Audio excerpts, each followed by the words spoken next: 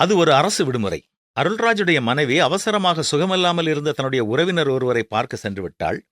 காலை அவள் செல்லும் முன் காலை உணவை தயார் செய்து கொடுத்துவிட்டு சென்றாள்.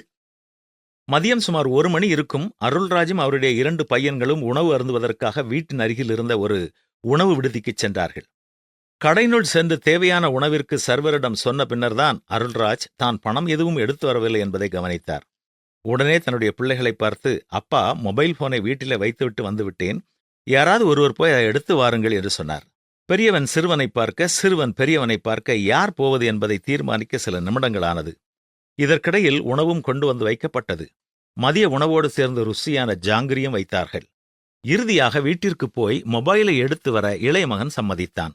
அவன் புறப்பட்டு செல்லும் முன் அப்பாவையும் அண்ணனையும் பார்த்து, நான் வரும் வரை யாரும் நீங்கள் எதையும் சாப்பிட துவங்கக்கூடாது, நான் வந்த பிறகுதான் சாப்பிட வேண்டும், அப்படியென்றால் நான் சென்று வருகிறேன் என்றான். சரி, சீக்கிரம் எடுத்து வா என்று அப்பா சொன்னார்கள். அவன் போய் 5 நிமிடம் ஆகியது, 10 நிமிடம் ஆகியது, 15 நிமிடங்கள் ஆகியது. வீடு அருகில் இருந்தாலும் ஏன் இவ்வளவு நேரம் அவன் வரவில்லை என்று யோசித்துக் கொண்டே இருந்தார்கள். மூத்த மகனுக்கு முன்னால் இருந்த ஜாங்கிரியை கொஞ்சம் தொட்டு ருசி பார்க்க வேண்டுமென்ற ஆசை வந்துவிட்டது. தம்பி சாப்பிடக்கூடாது என்றுதானே கூறியிருக்கிறான், கொஞ்சம் ருசி பார்ப்போம் என்று ஒரு சிறிய துண்டை எடுத்து தன்னுடைய வாயிலை போடவும், தம்பி வெளியே இருந்து ஓடி வந்து, பார்த்தீர்களா, நான் உங்களை சாப்பிடக்கூடாது என்று சொன்னேன், நீங்கள் இப்பொழுது சாப்பிட ஆரம்பித்து விட்டீர்கள், இப்படி நீங்கள் செய்வீர்கள் என்று நினைத்துத்தான் நான் வீட்டிற்கு போகாமல் வெளியே இருந்து பார்த்து கொண்டே இருந்தேன், இப்பொழுது நீங்கள் போய் எடுத்து வாருங்கள் என்றான். இப்படித்தான் இன்று பலர் இருக்கிறார்கள். பள்ளியிலோ கல்லூரியிலோ அலுவலகங்களிலோ தங்களுக்கு கொடுக்கப்பட்ட வேலையை செய்யாமல் மற்றவர்கள் என்ன செய்கிறார்கள் என்பதை பார்த்து கொண்டே இருப்பதால் தங்களுடைய வேலையை செய்ய அவர்கள் மறந்து விடுகிறார்கள்.